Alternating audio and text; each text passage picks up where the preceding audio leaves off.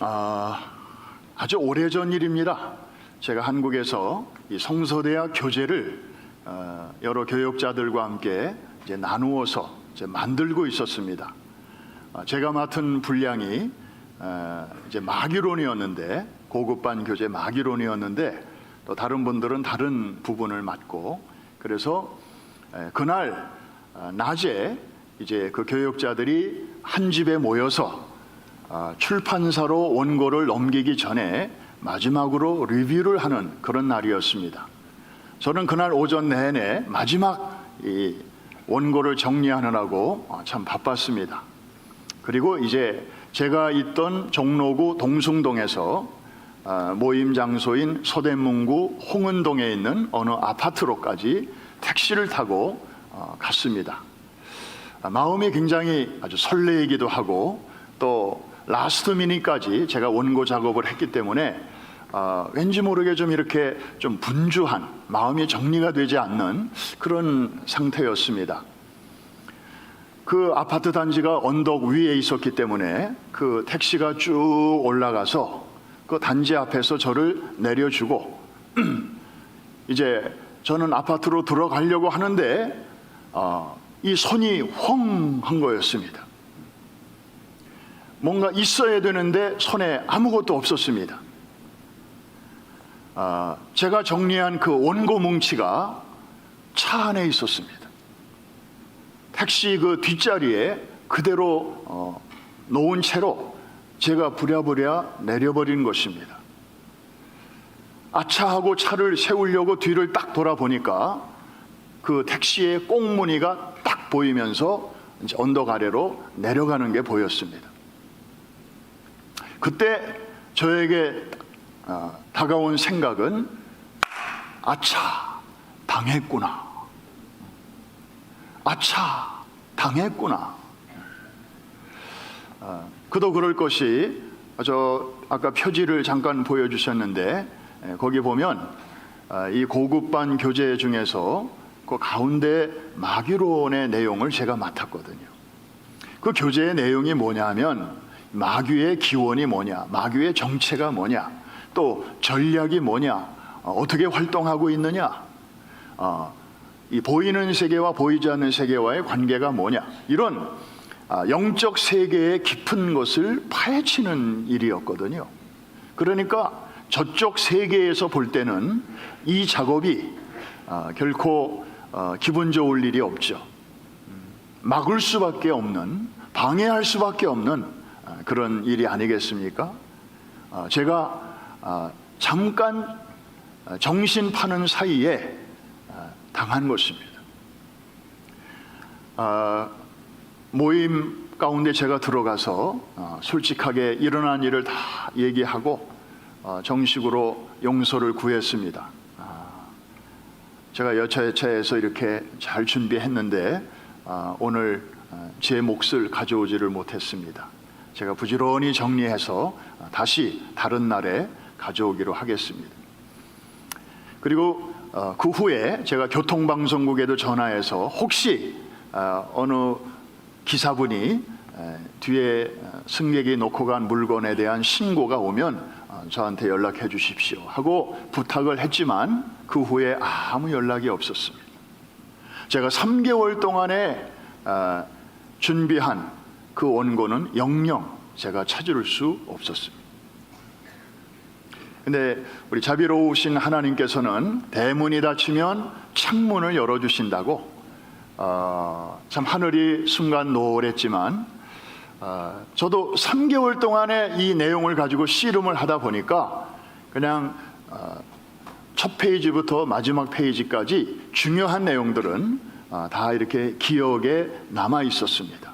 그래서 다시 내용을 복원할 수가 있었는데, 여러분, 우리 성서대학 졸업생들과 또 우리 재학생들, 또 이미 성서대학을 수료하신 분들이 배웠던, 사용하셨던 이 성서대학 교재, 그 중에서도 특별히 이 고급반, 그 중에서도 특별히 이 마귀론 내용이 이런 사연이 있었다고 하는 거, 여러분들이 한 번쯤 기억하셔야 되지 않겠습니까?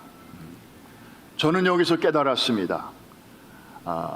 예수를 믿는 우리 성도들 안에 거하시는 성령님도 판타지가 아니라 정말 리얼하신 분이시지만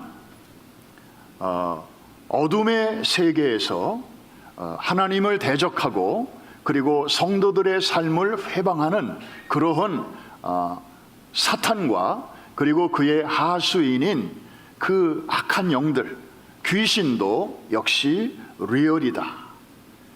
실제로 우리의 삶 속에 직접 혹은 간접적으로 이렇게 역사하는구나 하는 것을 새삼 절감하게 되었습니다. 사랑하는 성도 여러분, 오늘 두세 사람이 내 이름으로 모인 곳에 내가 그들과 함께 있으리라 약속하신 주님께서 오늘 우리의 모임 가운데 분명하게 지금 함께 계신 줄로 믿습니다. 그리고 보이는 세계는 저절로 움직이는 것 같아도 사실은 보이지 않는 세계로부터 영향을 받으면서 움직여 가고 있습니다. 그래서 오늘은 좀 영적 세계에 대한 그런 이야기를 좀 나누도록 그렇게 하겠습니다. 하루는 예수님께서 갈릴리 호수 이편인 가버나움에서 호수 저편인 거라사 쪽으로 이동을 하십니다. 그 목적은 좀 쉬러 가시는 것이었습니다. 이 가버나움 쪽은 주로 유대인들이 많이 살아요. 거기 회당도 있고 그리고 이미 이쪽에서는 예수님이 이미 셀럽이세요. 유명 인사가 되셨어요.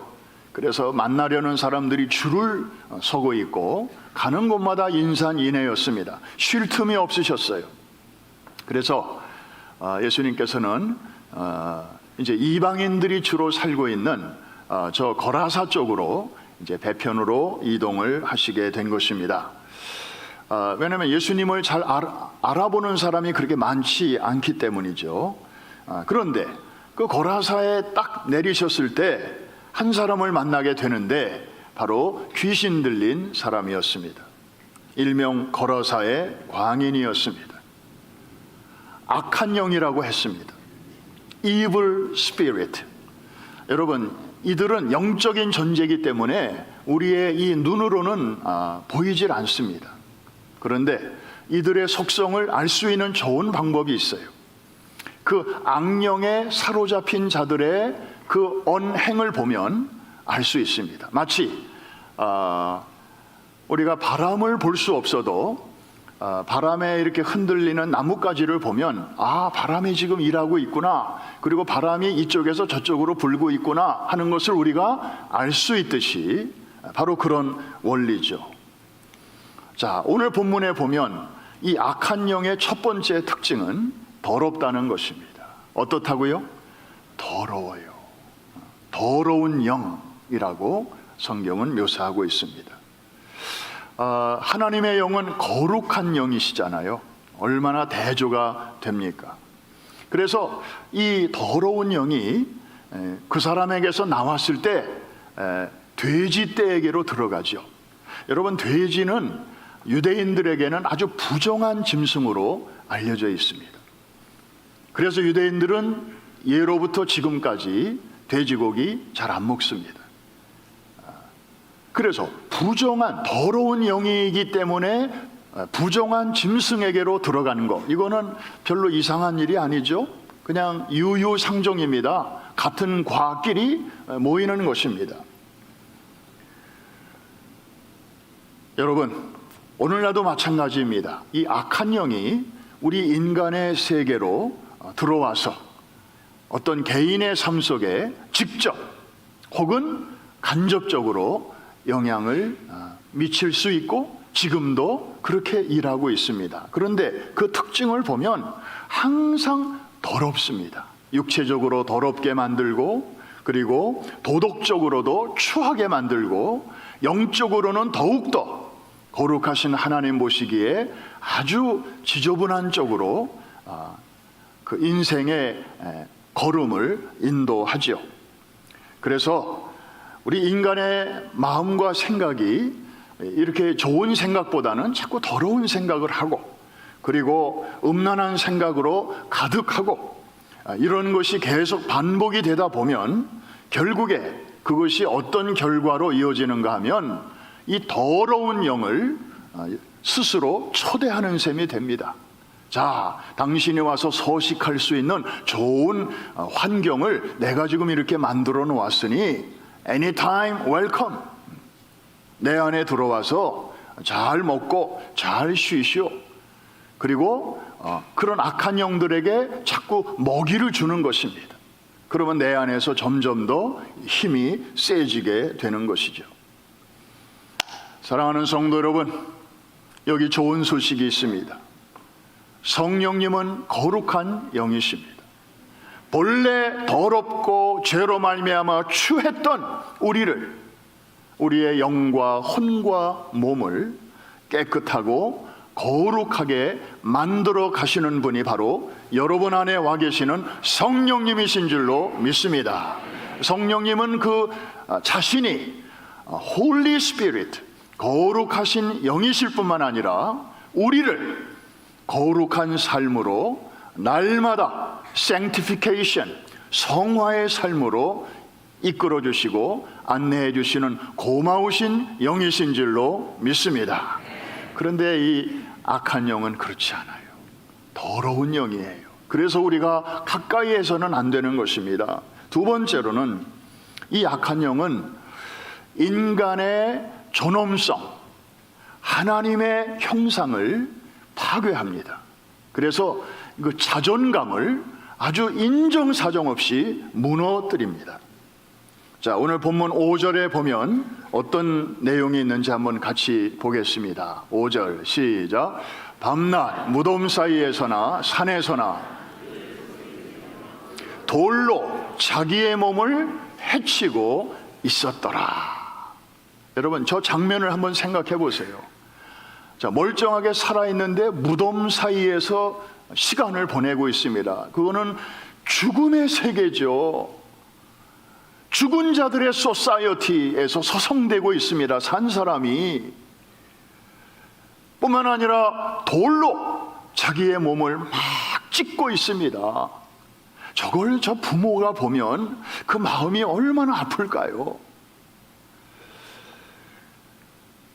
여러분, 요즘도 환청을 이렇게 듣는 사람들이 있습니다. 그런 얘기가 들린다고 그래요. 야, 너 왜 사냐? 너 같은 애는 죽는 게 나아. 죽어라, 죽어! 여러분, 성령님은 한 번도 그런 말을 우리에게 하시는 적이 없어요. 성경을 봐도 없고, 그리고 성경 밖에서도 그런 말씀을 하셨다는 얘기를 우리는 어느 분의 책에서도 들은 적이 없어요. 그런데 이 악한 영은 자기 손으로 돌을 들어서 자기 몸을 막 이렇게 해하고 있습니다.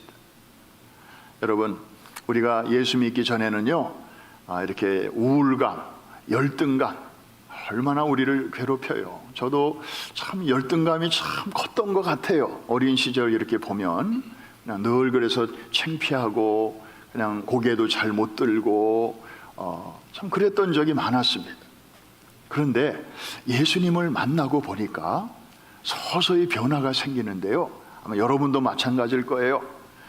이 자존심은, 그 높았던 자존심은 나도 모르게 서서히 이렇게 내려가고, 그래서 누가 뭐라고 그러면 전에는 그냥 화부터 나고 그냥 싸우고 멱살 잡고 막 그냥 혼내주고 싶었는데 이제는 그래, 나는 예수와 함께 죽었어. 그리고 별로 이제는 화내고 싶지도 않고, 자존심이 많이 죽어서 그래요. 그런데 반면에 자존감은 높아집니다. 할렐루야. 이 셀프 이스팀은 건강하고 좋은 거예요. 그런데 뭐 프라이드, 뭐 이 교만한 마음, 또 이 자존심, 이런 거는 굉장히 우리 크리스찬들과는 잘 어울리지 않는 것이에요. 나는 참 아무것도 가진 것 없고 사람들에게 내보일 것도 없지만, 내 안에는 그런 게 없지만 내 바깥에 하나님께서 나를 얼마나 소중하게 여기셨으면 가장 귀한 아들 예수를 나를 위해서 내어주시고 그 십자가로 내 죄값을 치러주시고 나를 그분의 소유로 삼아 주셨으니 하나님이 얼마나 나를 소중하게 여기시는가. 그런데 내가 나를 멸시하면 안 되지. 하나님이 그렇게까지 해서 나를 그렇게 올려주셨는데 나도 나를 사랑하고 그리고 내 안에 계시는 그 주님과 함께 정말 귀하게 살아드려야지. 이게 바로 건강한 이 자존감이거든요. 사랑하는 성도 여러분, 악한 영은 사정없이 우리를 쓰러뜨리려고 하지만, 죽으라고 하지만 성령님은 우리를 살리시는 영으로 우리 안에 들어오신 것을 날마다 감사하며 찬송할 수 있기를 주의 이름으로 축복합니다. 세 번째, 이 악한 영은 부끄러움을 모르게 합니다. 자, 15절 봅니다. 15절 잘 보셔야 됩니다. 다 같이 시작.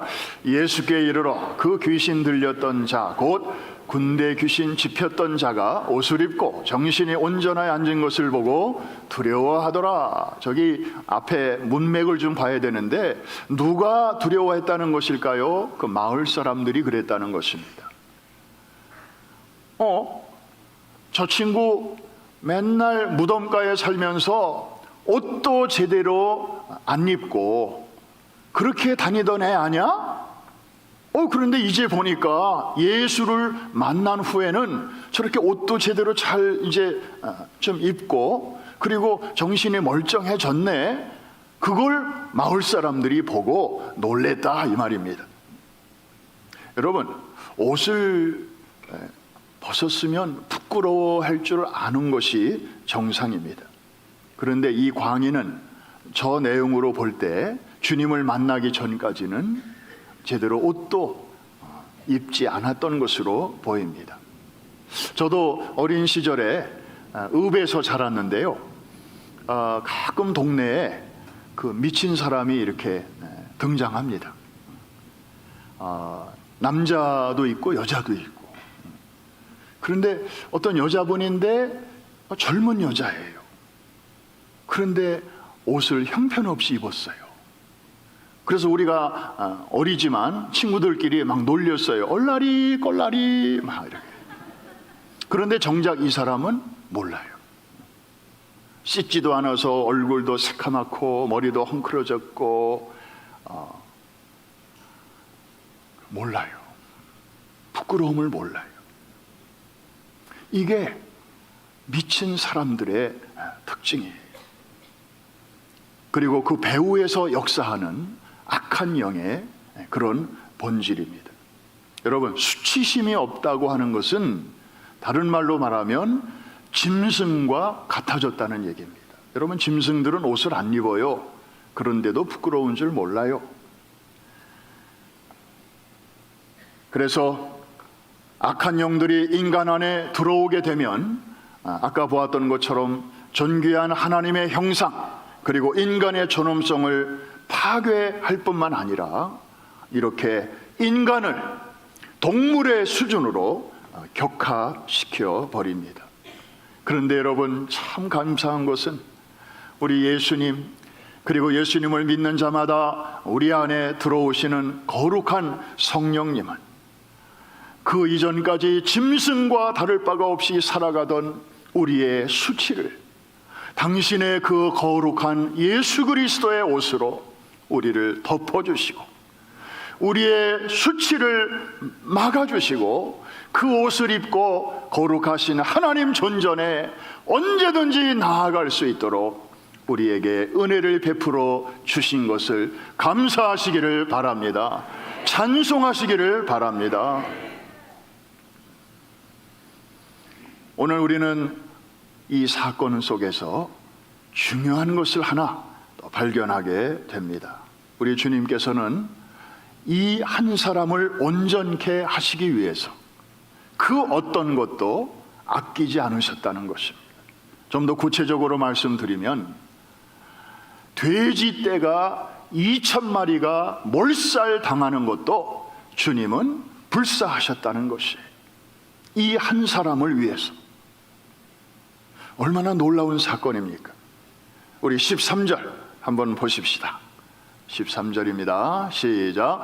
허락하신데 더러운 귀신들이 나와서 돼지에게로 들어가매 거의 2,000마리 되는 떼가 바다를 향하여 비탈로 내리다라 바다에서 몰사하거늘. 하나 물어볼까요? 저기 바다 그러는데 저 바다는 어딜까요?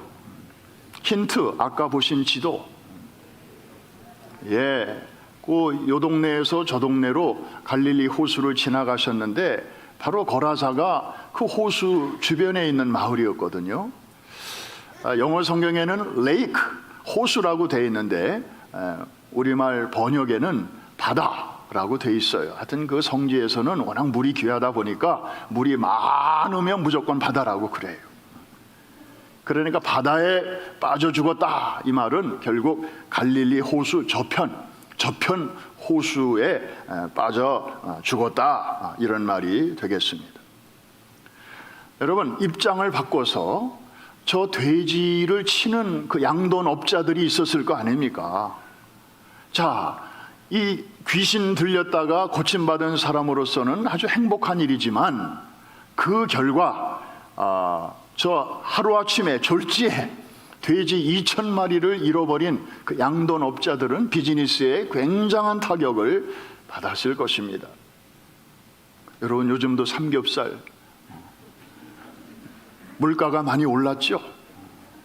지금도 대한민국에서는 이 삼겹살의 인기가 얼마나 좋은지 몰라요. 거기다가 돼지 목살, 거기다가 콜라겐 성분이 풍부한 족발, 거기다가 막 순대까지 한두 마리도 아니고 2,000마리가 그 마을에서 하루아침에 사라졌다고 생각해봐요. 모르긴 몰라도 아마 그 지역에 돼지고기 값이 굉장히 인플레이션으로 뛰었을 것 같아요. 막대한 손해를 본 것입니다. 그런데 이 소식이 데가볼리 지방에 퍼졌습니다. 데가볼리, 데카폴리스, 데카라는 말은 폴리스는 도시, 10개의 도시로 이루어진 지방이 이 데가볼리라고 하는 지방입니다. 여기로 말하면 퀸즈보로 같은 그런 지역인데 그 중에 한 마을이 이제 거라사인 것이죠. 이 플러싱 같은 동네가 이 거라사인 것입니다. 이 지역에 사는 사람들은요, 이 사건으로 인해서 중대한 선택의 기로에 서게 되었습니다. 이거 아주 심각한 상황이었습니다. 다시 말해서 사람이 중요한가 아니면 돼지떼가 더 중요한가? 또 다르게 표현하면 저 예수라는 분을 그대로 계시게 할 것인가 아니면 빨리 떠나게 할 것인가?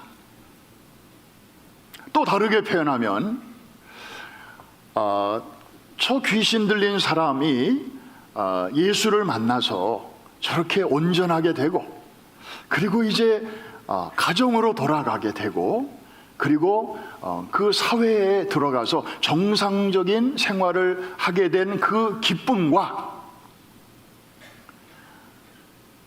그 일과 연관되어 졸지에 돼지떼 2,000마리를 잃어버린 그 비즈니스상의 막대한 손실 그리고 그로 인한 슬픔, 이 둘 중에 어느 것이 더 귀한가?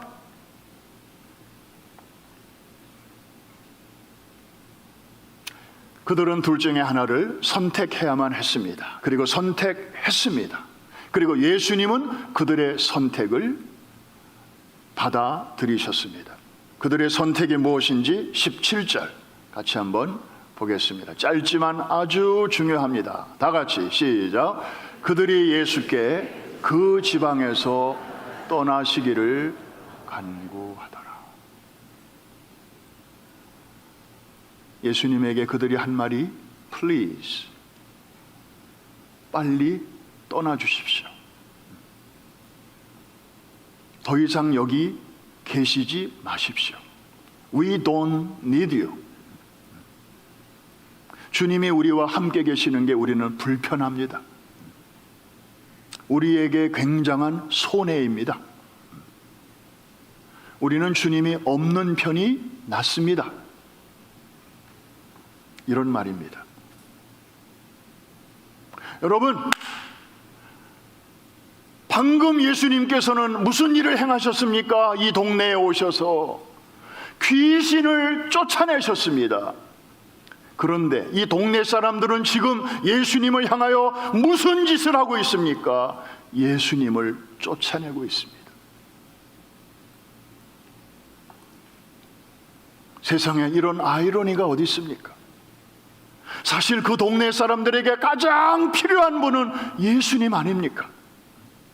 그리고 그 귀신 들린 사람의 인생에서 돈으로도 무엇으로도 할 수 없는 그 일을 행하신 분은 바로 예수님 아니십니까? 예수님이 그 마을에 안 오셨더라면 이 거라사 광인의 스토리는 이렇게 끝나지 않았을 것입니다.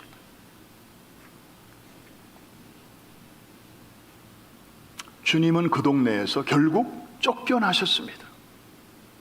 귀하고 아름다운 일을 하시고 쫓겨나셨습니다. 이유는 무엇일까요? 저분이 여기에 계속 머물다가는 우리 다 쫄딱 망하겠다. 한번 따라합시다. 쫄딱 망하겠다. 이게 이 사람들의 사고방식이었고 이게 그 사람들의 가치관이었습니다. 지금 남 얘기하는 겁니까? 남 얘기입니까? 옛날 얘기입니까? 오늘날에는 이런 생각하는 사람 없습니까? 예수 믿어볼까 하는 생각도 있지만 그랬다가는 많은 걸 잃어버릴 것 같아.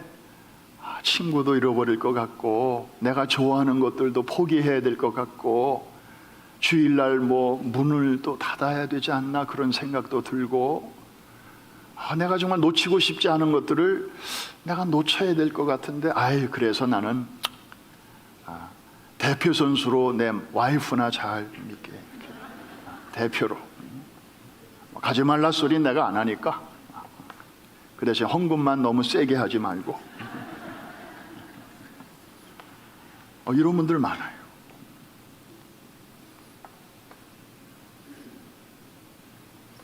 그 마을 사람들에게 가장 중요한 것은 사람이 아니었고 영혼이 아니었습니다. 그들의 비즈니스였고 물질이었고 돈이었습니다. 여러분, 주님은 항상 말씀하십니다. 한 영혼이 천하보다 귀하다.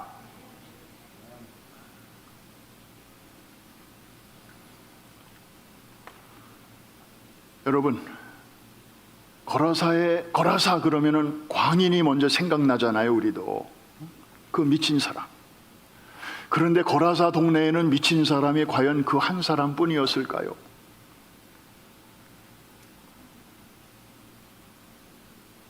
나머지 사람들은 과연 멀쩡한 사람들이었을까요?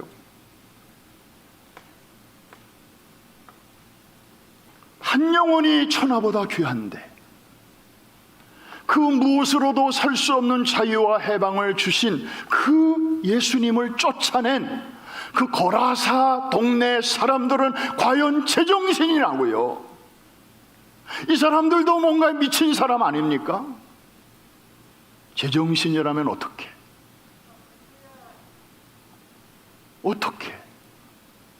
제 발로 찾아와 주신 그 고마운 분을 어떻게 제발 떠나달라고 말할 수가 있겠습니까? 무언가에 미친 사람들입니다.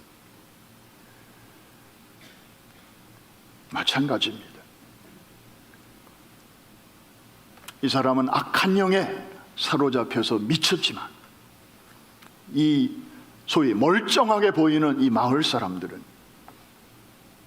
맘모니즘, 물질에 미쳐버린 군상들입니다.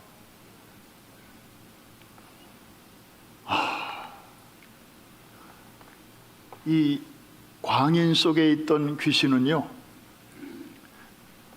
숫자가 제법 많죠. 우리 His Life 때 예수님이 내 이름이 뭐냐 그럴 때 리전 하고 이렇게 이상한 사람 목소리로 나오기도 하잖아요. 이 군대 많다는 뜻이죠. 로마 군단에서는 이 리전은 약 6천 명의 병력을 가진 그런 굉장히 많은 숫자를 말합니다.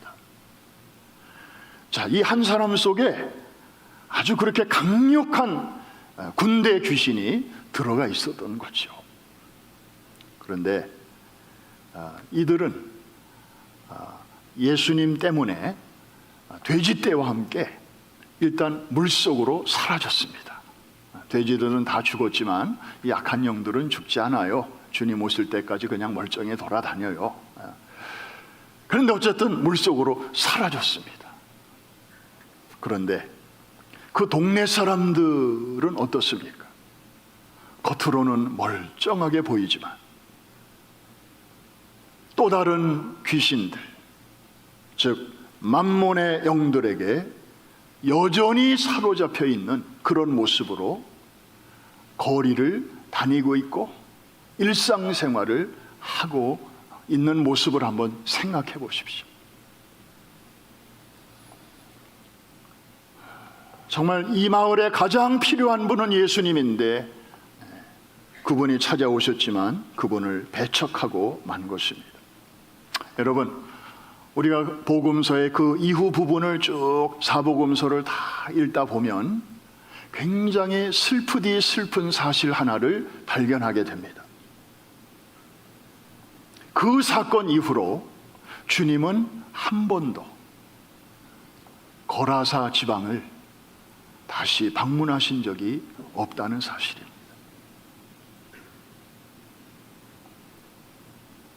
결국 이들은 진정한 자유와 해방, 그리고 예수 안에 있는 그 구원을 누릴 수 있는 절호의 기회를 스스로 발로 차버린 것입니다.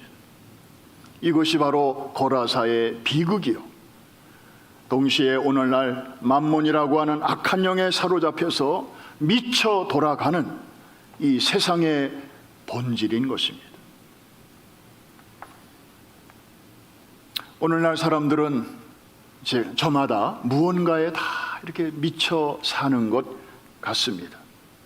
저 정신병동에 있는 사람들만의 문제가 아닙니다. 어떻게 보면 지극히 정상으로 보이는 그런 사람들도 알고 보면 제각기 무언가에 다 이렇게 사로잡혀 있고 미쳐 있습니다. 우리 자라나는 청소년들 보면 너나 할 것 없이 다 게임에 미쳐 있습니다. 또 어른들 중에 어떤 이는 이 재테크에 미쳐 있는 분들도 있습니다. 또 연세 드신 분들 중에는 이 건강 문제에 대해서 얼마나 아주 노심초사하고 있는지 모릅니다. 어떤 사람은 도박에, 또 어떤 사람은 유튜브에, 그냥 유튜브가 없으면 못 살아요. 밥은 굶어도 살겠는데, 어떤 분은 또 요즘 뜨는 K-드라마에 필이 꽂혀가지고 그 이상한 변호사 우영우, 재밌더라고요. 재밌어요. 그 자폐증 그 트라우마를 지닌 그 천재 변호사의 그 활약을 담고 있는데, 글쎄요, 지금 대한민국의 리더들이 아마 법조계에 있는 분들이 많아서 그런지 그 세계를 우리에게 이렇게 보여주는데, 우리가 모르는 세계, 그리고 무슨 고래 얘기가 막 나오고 하는데요, 어쨌든 막 사람들이 빨려 들어가요. 그냥 to be continued 하면은 그 다음을 못 참아요. 그냥 봐야 돼. 어떤 분은 또 골프에 그냥, 여러분, 필요하면 해야죠. 드라마 봐야죠. 어떤 면에서는 충분히 이해가 갑니다. 왜냐하면 그런 거에라도 우리가 빠지지 않고는, 어딘가에 미치지 않고는 버티기 어려운 세상을 이 풍진 세상을 우리가 지금 만났어요. 정말 정상적으로는 참 살아가기가 어려워요. 애들도 얼마나 스트레스가 많으면, 그렇다고 무슨 피아노 치고 악기 연주하면서 정서적으로 그렇게 하면 얼마나 좋겠습니까마는, 아이들에게는 그거는 투머치고, 그냥 가장 쉽게 이 스트레스로부터 일시적이나마 해방을 맛볼 수 있는 해방구가 바로 게임이니까, 그거 우리 부모들이 조금은 이해를 해야 돼요. 그냥 무조건 하지마, 안 돼, 공부해, 그러면 애들은 이제 어디로 튈지 몰라요. 괜찮아요, 하게 하세요. 그런데 어느 정도까지? 미치지만 않을 정도까지. 근데 이게 참 애매해요. 어느 선까지냐고요? 목사님 얘기 좀 해주세요. 저한테 혹시 물으신다면 저는 오늘 담대하게 얘기합니다. 그 선이 있다. 오늘 여기 본문 속에 주님은 정답을 주셨어요. 그 선이 뭐냐? 예수님을 몰아낼 정도로까지는 말고,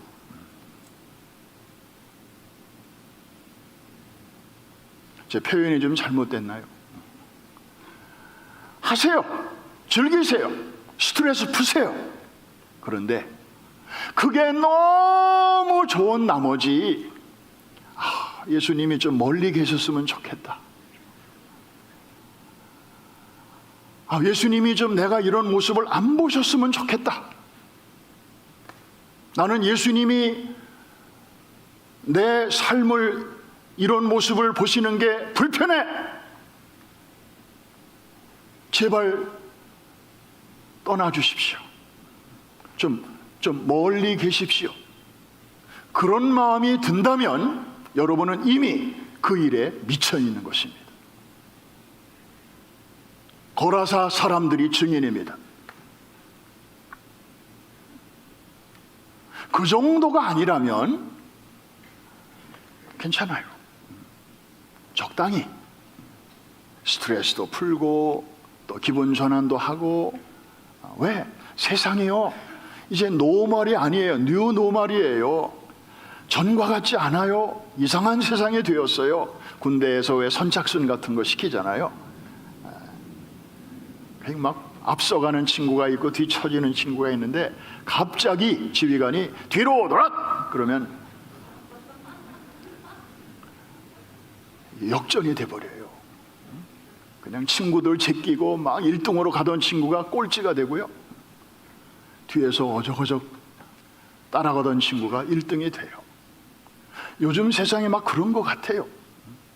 잘 나가던 비즈니스가 갑자기 막히고요, 그동안 잘 안 되던 비즈니스가 막 팬데믹 때문에 어떻게 그냥 날개를 달고 막 잘 나가게 되고. 그러면 도대체 이게 뭐지 하고 사람들은 어리둥절하고, 주식 투자도 옛날에 그 전문가들이 쌓아놨던 자료들, 데이터들이 이제는 안 통해. 예측 불허.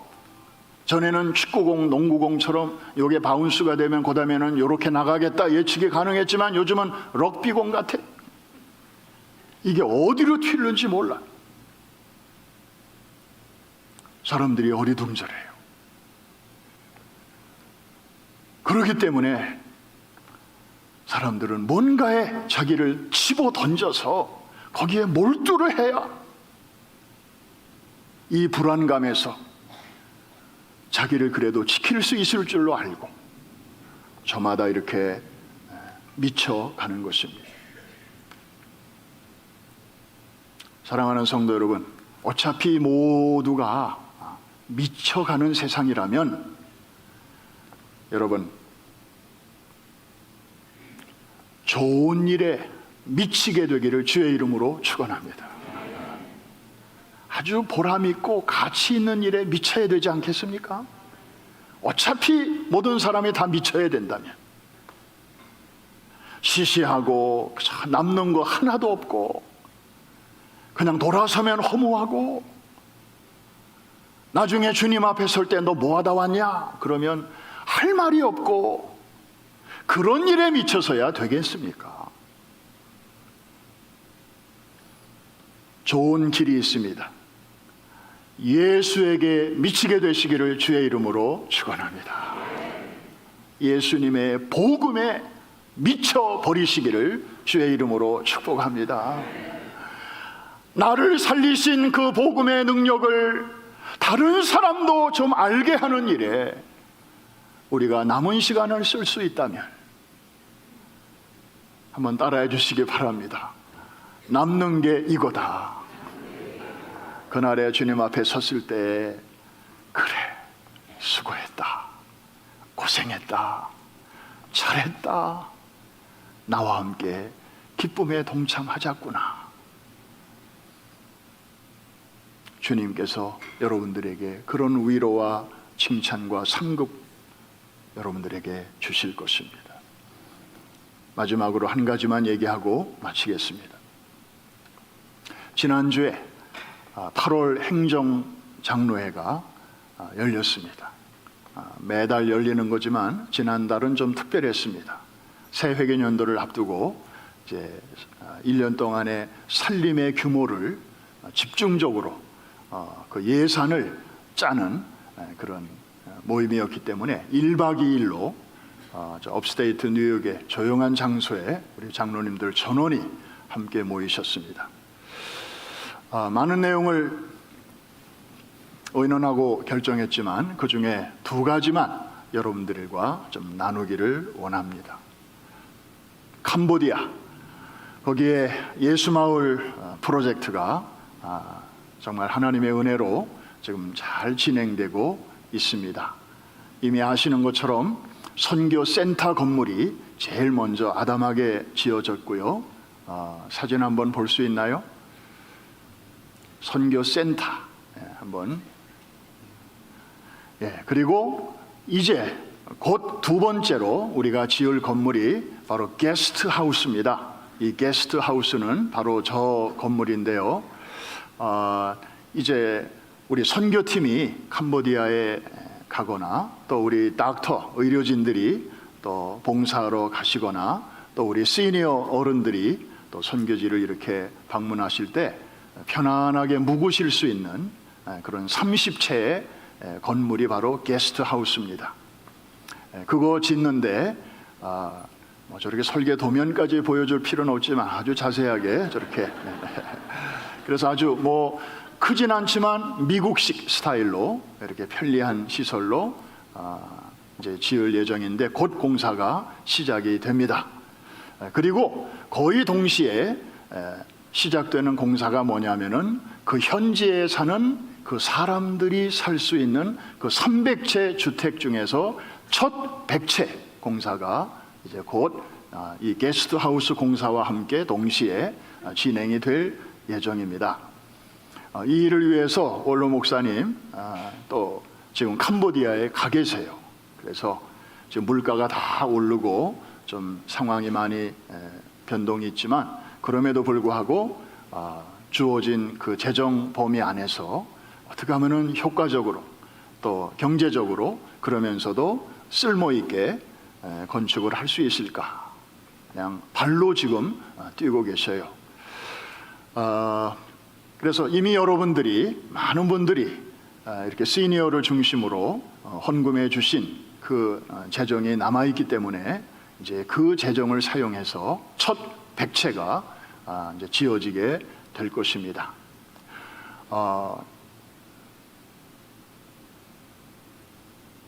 그리고 이제 계속해서 우리가 이제 그 다음 해에도 또 집을 짓고 이렇게 될 것인데, 저기 사는 사람들은 홈리스가 아니고 하우스리스예요. 알고 보니까 하우스리스. 여러분, 우리가 미국에 살기 때문에 홈리스 그러면 딱 알죠. 그런데 이분들은 원래 태어날 때부터 집이 없는 분들이 아니에요. 전에는 집이 있었어요. 그런데 어찌어찌 하다가 지금 그냥 나와서 사는 사람들이에요. 그래서 홈리스라고 하죠. 그런데 저기 사는 저분들은요, 하우스가 원래 없어요. 제가 17년 전에 우리 장로님 모시고 저 땅을 사러 갔을 때 그때에도 그냥 느티나무 밑에 몇몇 가족들이 그냥 우리 땅인데, 우리가 산 땅인데 거기에 그냥 천 하나 이렇게 지붕 삼아 세워놓고 그 밑에서 부부가 살고 애 낳고 애 키우고 강아지 닭들과 함께 그냥 살고 있는 거예요. 그 아버지도 그렇게 살았고 그의 아버지도 그렇게 살아온 거예요. 그들에게 이제 우리 성도님들이 이렇게 삶의 터전을 이제 마련해 주는 거거든요. 그래서 이런 작업들이 이제 진행이 되는데, 그래서 재정적으로는 여러분들이 헌금하신 거, 그 다음에 이 게스트 하우스를 30채를 짓는 것도 한 $500,000 정도 드는데, 그것도 우리가 9월부터 8월까지 1년 동안 여러분이 주정헌금을 이렇게 꼬박꼬박 하시는 분들이 많이 계셔요.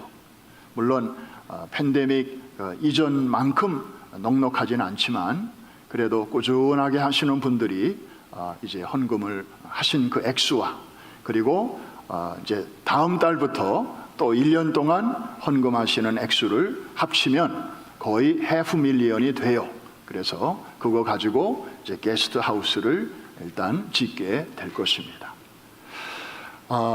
정말 에셀나무의 그런 거대한 그늘을 이제 그 킬링 필드에 우리가 복음의 그늘을 만들어 주어서 그 정말 쓰라린 역사를 간직하고 있는 그 땅에 힐링 필드로 예수 그리스도 안에서 치유와 회복이 넘치는 그런 땅으로 변화되는 놀라운 역사가 바로 여러분들의 기도와 정성을 통해서 이제 펼쳐지게 될 것입니다. 이 일을 위해서 우리 장로님들이 $500,000 주정헌금을 이제 그 일에 이렇게 사용하시기로 뜻을 모아 주셨어요. 또 하나, 우리가 저런 사역을 참 어른들이 열심히 그렇게 잘 하고 계신데, 과연 5년 후, 10년 후, 20년 후에 이 교회를 누가 지킬 것이며, 그리고 어른들이 저렇게 잘 펼쳐가시는 그런 세계적인 선교 사역을 과연 누가 그 깃발을 이어서 들고 갈 것인가 생각할 때에 다음 세대가 정말 얼마나 중요한가 하는 것 아마 모르시는 분이 없을 것입니다. 그런데 다음 세대는 그냥 입으로 외친다고, 구호로 제창한다고 세워지는 게 아니지 않습니까? 실질적으로 우리가 정말 물을 줘야 되고, 그리고 키워야 되고, 투자를 해야 됩니다. 그래서 제가 최근에 하나님께로부터 큰 야단을 맞았어요. 에셀나무 프로젝트와 414을 위해서 기도하는 중에, 내가 지금까지 이 빌딩 안에 다음 세대들이 이렇게 정기적으로 드나들 수 있는 그룹을 많이 만들어 줬는데 왜 너는 걔네들을 이 그릇 속에 담지를 못하고 있냐? 그래서 무슨 말씀인가 하고 가만히 생각을 해보니까 이 5개 그룹이 있더라고요. 첫째가 서머스쿨이 있고요. 그 다음에 애프터스쿨, 이거 전에 열심히 하다가 팬데믹 때문에 쉬고 있어요. 그런데 이제 다음 달부터 다시 시작할 거예요. 그 다음에 파워하우스가 있잖아요. 매주 토요일마다, 지난 학기에는 250명이 모였는데 이제 이번 9월부터는 한 500명이 모일 거예요. 그 다음에 우리 사립학교 있잖아요. 크리스찬 스쿨. 여기 2층과 3층에 아이들이 공부하고 있는데 3살부터 8학년까지 한 200여 명이 공부하고 있어요. 벌써 20년의 역사가 됐어요. 그리고 마지막으로 서머스쿨, 금년에는 사정상 못했지만 내년 여름에는 열 거예요. 여기도 한 500명, 600명 우리가 아이들을 모집할 거예요. 그러면 저 아이들을 우리가 사실은 이 그룹이 아니라도 밖에 나가서 길거리에 아이들 전도해야 할 판인데 그게 얼마나 힘들어요. 그런데 저 아이들을 하나님께서 이렇게 정기적으로 이 빌딩 안으로 보내주시잖아요. 물론 저 아이들 가운데는 이미 교회 잘 다니는 아이들도 많아요. 코리안도 있지만 넌 코리안이 더 많아요.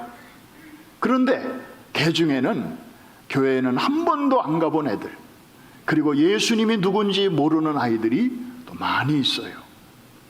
그래서 우리가 지금까지는 이 5개 이 그룹이 제각기 섬처럼 있었어요. 하나는 제주도, 하나는 울릉도, 하나는 독도.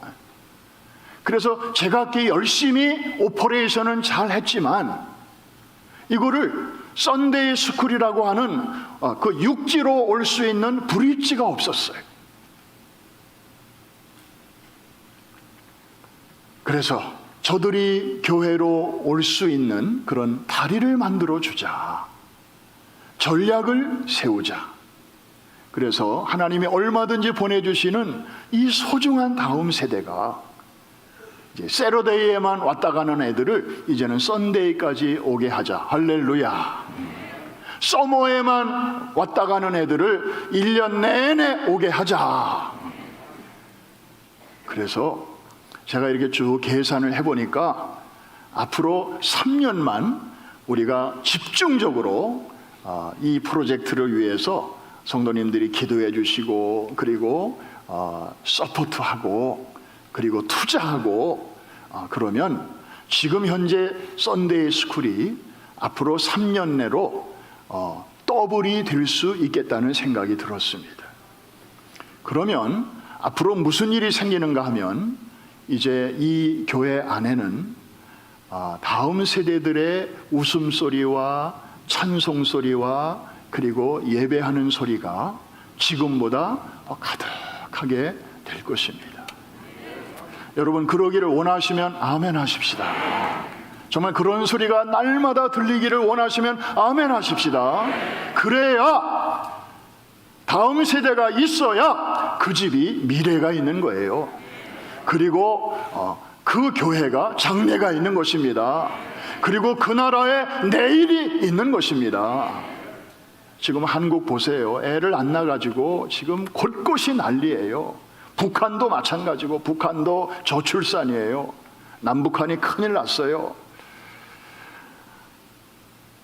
그래서 이 다리를 이제 제주도에도 놓고, 울릉도에도 놓고, 독도에도 놓고, 이렇게 거제도에도 놓고, 이렇게 해서 아이들이 정말 교회에 와서 교회를 중심으로 신앙생활 잘 할 수 있도록, 그래서 그 중에서 이제 결혼도 하고 또 집사도 되고 또 안수 집사도 나오고 권사도 나오고 이렇게 해서 아이들이 정말 여기를 홈으로 생각하고, 그러려면은 분위기를 잘 만들어 줘야 되고, 또 사역자들도 더 필요하고, 또 교사들이 굉장히 많이 필요해요. 그리고 앞으로는 코리안 다음 세대보다는 넌 코리안, 우리 주변에 지금 100개가 넘는 소수 인족들이 이 주변에 다 살고 있잖아요. 걔네들에게 예수님이 필요하고 복음이 필요한데 우리가 그런 일을 해야 되잖아요. 그래서 교사도 많이 필요해요. 여러분들이 그런 일을 해 주셔야 돼요. 그래서 다음 세대가 이제 늘어나면 저는 그런 꿈까지 꿉니다. 여러분들 섭섭하게 생각하지 말고 들으세요. 언젠가 때가 되면 그 아이들이 예배 장소가 너무 좁아서 막 복도에까지 나와서 예배를 드리게 되면 예루살렘 성전을 그 아이들에게 주면 어떨까? 나는 도저히 안 돼요. 여기는 우리 거예요. 그러시는 분들은 할 수 없지만 우리 다음 세대에게 때가 되면, 언제가 들는지 모르지만 주일날 프라임 타임에 정말 다음 세대들이 이곳에 와서, 이 LED도 사실은 그들에게 초점을 맞추어서 그들까지 내다보고 지금 한 10년을 내다보고 이 공사를 한 것이니까, 아이들이 와서 신나게 주님을 예배하고 뜨겁게 찬양하고 기도하고 은혜 받고 선교사의 마음을 가지고 대학도 가고 그 다음 단계로 나아가는 때, 그것이 여러분들에게 최고의 기쁨이 될 줄로 믿습니다. 그럴 때 저는 여러분과 함께 저 베들레헴 성전으로 가서 예배 드리자고요. 아멘입니까? 그런 마음으로 우리가 다음 세대들을 그렇게 격려하고 후원하고 그렇게 에셀나무를 심는 마음으로 그렇게 할 때에 우리는 그때가 되면 전 세계 사람들에게 어나운스 할 겁니다. 여러분들이 아는 대로 우리 프라미스 교회는 414 윈도우 비전이라고 하는 세계적인 선교 전략을 전 세계에 퍼치도록 사명을 받은 교회입니다. 지금까지는 대외적으로 그 일을 알리는 일에 우리가 힘을 쏟았습니다. 그런데 이제는 와서 한번 보십시오. 그 일을 잘 해낼 수 있도록 다음 세대들이 지금 이렇게 잘 준비하고 있습니다. 썬데이 스쿨도 와서 보십시오. 파워하우스도 와서 보십시오. 애프터 스쿨도 와서 보십시오. 크리스찬 사립학교도 와서 보십시오. 그리고 서머 스쿨도 와서 보십시오. 어린이의 다음 세대의 숫자와 어른들의 숫자가 서로 비슷비슷하게 될 때 전 세계 사람들이 몰려오게 될 것입니다. 그리고 저렇게 하면 되겠구나, 우리도 가서 하면 될 수 있겠구나, 와서 다 벤치마킹을 하고 그리고 같이 나누고 이래서 지금 뭐 저출산에다가 무슨 고령화 사회에다가 뭐 별의별 여러 가지 암초들이 많이 있지만 하나님이 함께 하시면 이렇게 됩니다 라고 하는 이 아름다운 비전을 전 세계 앞에 우리가 보일 수 있게 될 것입니다. 다시 한번 그런 일을 반드시 하나님이 기뻐하시면 장애물이 많아도 이루어지게 해 주실 줄로 믿습니다. 우리 하나님 앞에 감사와 영광을 올려드립니다. 한 번 더 따라해 주시고 기도하겠습니다. 미치되 뜻있는 일에 미치자. 저도 앞으로 이 일에 다시 한번 미치기로 결심을 했습니다. 우리 장로님들하고 뜻을 모았습니다. 앞으로 2025년까지 2025년은 우리 교회 50주년이 되는 해고 희년이 되는 해인데 정말 중요하고 감사한 해죠. 그래서 그때 우리 다음 세대들을 이렇게 잘 키워서 하나님 앞에 올려드리자. 그래서 한 60만 불의 예산을 우리가 따로 이 프로젝트를 위해서 책정을 하고 열심히 이제 환경도 개선하고 그 다음에 또 이 사실은 다음 세대들은 우리와 좀 다르잖아요. 지금 교회 학교의 현실을 누가 이렇게 표현했어요. 19세기 교실에서 20세기 교사가 21세기 애들을 가르치고 있다. 딱 맞는 얘기예요. 전 아래층 복도를 보면 지금도 애들에게 너무 미안해요. 거기 벽에 보면은 이렇게 축구하는 그런 디자인이 거기 있는데 이거 굉장히 오래된 그림이에요. 이거 아주 원시적인 내용이에요. 저는 이것도 빨리 좀 바꿔주고 싶고, 그래서 저는 우주선이 막 왔다 갔다 하는 그런 데코레이션을 좀 벽에다가 해주고 싶어요. 아이들이 거기 드날 때마다 좀 우주를 바라보고 꿈을 꾸고 정말 메탈릭, 실버 이런 컬러들로 좀 이렇게 해서 정말 아이들이 그 다음을 이렇게 내다보고 준비할 수 있도록 이제 환경도 개선해야 되고 그 다음에 교사님들도 훈련시켜야 되고 사역자들도 바이링구얼로 뭐 넌 코리언들이 막 쏟아져 들어와도 저들을 예배도 잘 인도할 수 있도록 그렇게 준비해야 되고 뭐 해야 할 일이 너무너무 많은데 교회에서 이렇게 또 특별한 예산을 잘 책정해 주셨습니다. 사랑하는 성도 여러분, 기도해 주시기를 주의 이름으로 부탁합니다. 그리고 헌금 감동되시는 대로 열심히 하세요. 그 귀한 헌금으로 우리 다음 세대를 키우는 일에 거름으로 수분과 양분으로 그렇게 잘 쓰게 될 것입니다. 이것이 우리 교회의 축복이 될 것이고 교회를 통하여 주시는 하나님의 은혜와 축복은 성도들의 가정으로 흘러가게 될 것입니다. 이 은혜가 이 어려운 시대에 꿈 많은 할 일이 선명한 우리 프라임스 교회 온 성도들에게 충만하게 임하게 되기를 주의 이름으로 축복합니다.